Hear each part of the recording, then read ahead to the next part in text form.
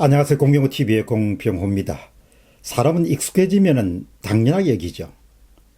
그리고 또 수십 년간 익숙해진 것이면 원래 그것이 그렇다라고 생각하기 쉽습니다. 이란에 바로 인접한 그 호르무즈 해협, 전 세계의 원유 수송로의 아주 중심적인 그런 지역이죠. 하루 평균 물동량이 한 1850만 배럴이 이곳을 통과합니다. 그러면 원유 물동량 가운데 해상 수송으로 이루어지는 원유 수송로 가운데 한 3분의 1 정도가 이곳을 통과하는데요. 그러니까 말라카보다도 훨씬 더 중요한 세계 1위 되는 전략적 요충지입니다. 해상 원유 수송로에서 가장 중요한 위치인데, 첫 번째 질문을 제가 던지겠습니다. 오늘 왜 호르무즈 해협이 중요한가? 우리나라는 중동산 원유 수입 비중이 80%에 육박합니다. 이 가운데 99%가 호르무즈 해협을 통과합니다. 99%니까 엄청나죠. 대부분 아시아 국가들은 원유 수입의 수송로, 해상 수송로 가운데 80%를 호르무즈 해협에 의존하고 있습니다.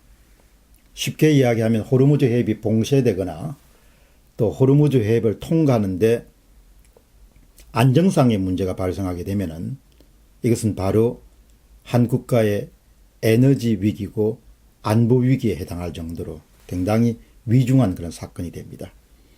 이런 사태를 대비해서 한국은 약 90일 정도의 원유 비축분을 갖고 있습니다. 우리가 1차 오일시약, 2차 오일시약에 굉장히 크게 당했기 때문에 그 이후에 석유 및 석유 대체 연료 사업법을 만들어 가지고 항상 그런 위급 상황에 대비할 수 있도록, 그렇기 때문에 지금 한국은 정부가 한 60일분을 비축하고 있고 민간은 한 30일분을 비축하고 있습니다. 총 비축량은 한 9,580만 배를 갖고 있습니다. 94일 정도 사용할 수 있는 분량입니다. 왜 이런 이야기를 제가 아침에 거론하느냐? 두 번째 질문입니다.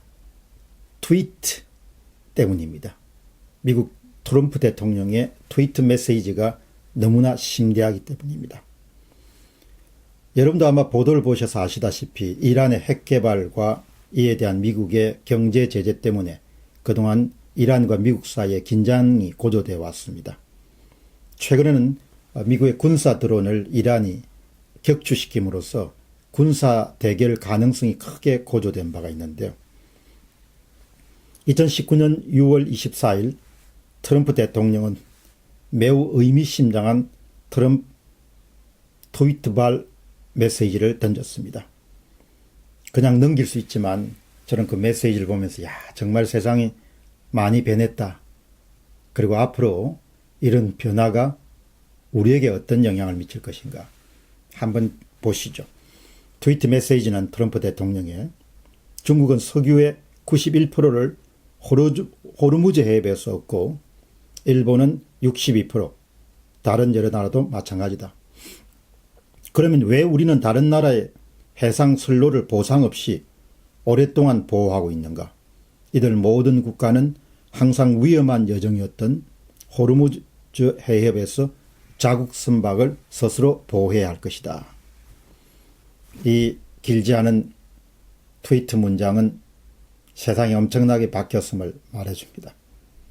특히 한국에도 주는 메시지가 굉장히 큽니다. 며칠 전에 트럼프 대통령이 남긴 트위트에 이런 내용이 나옵니다. 미국이 이제 막 세계 어느 곳에서도 가장 큰 에너지 생산국이 됐다는 점에서 우리는 거기에 있을 필요조차 없다.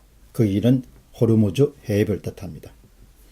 저는 이미 6월 17일과 그 다음에 그 며칠 사이에 미국의 셰일 혁명, 국제 정세의 변혁이 시작되다는 방송을 내보낸 적이 있습니다.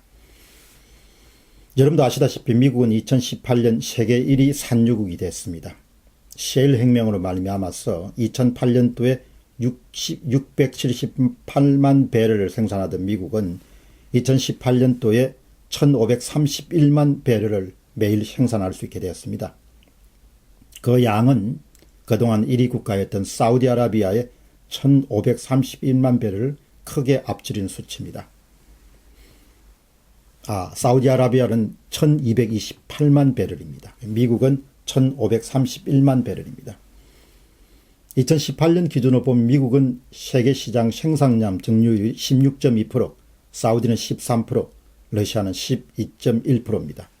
미국은 2021년부터 원유를 수출한 순수출국에 자리 잡게 됐습니다. 그런 자신감이 트럼프 대통령의 트위트에 두 번째 트위트에 반영되어 있습니다. 질문 세 번째입니다. 국제사회에 주는 메시지가 뭐냐? 첫째, 미국은 더 이상 세계 경찰 국가 노릇을 하지 않겠다.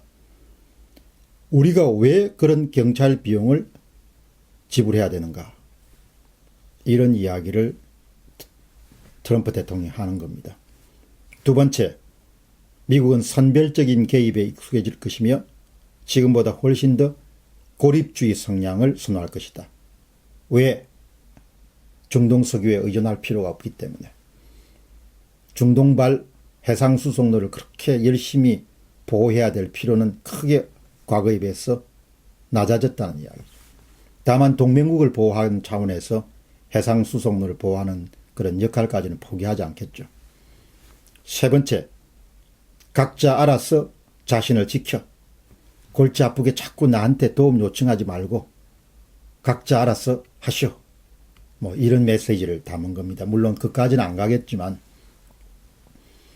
따라서 각 국가는 자신의 지정학적 위치나 경제적 위치나 이런 부분들이 전략적 중요성이 크게 과거처럼 그렇게 중요하지 않는 경우에는 정통 우방국, 오랫동안 우방국과 동맹국의 역할을 해왔더라도 그 동맹관계라는 것이 굉장히 취약할 수 있다는 겁니다. 그런 측면에서 최근에 한국 방위비 부담을 늘리라는 그런 미국 측의 요구를 한 번 더 생각을 해볼 수 있는 겁니다. 어떻든 2018년을 전후해서 2018년 전 세계와 후 세계는 크게 바뀐 겁니다. 미국이 에너지 자립을 한 그 해를 중심으로 해서 세계에 대한 미국의 책임이나 역할과 또 의지, 스스로 지켜야겠다는 의지가 크게 바뀐 세상이 열렸습니다. 아침에 트럼프 대통령의 트위터를 읽으면서 또런 단상을 정리해 봤습니다. 공병호 TV의 공병호였습니다. 감사합니다.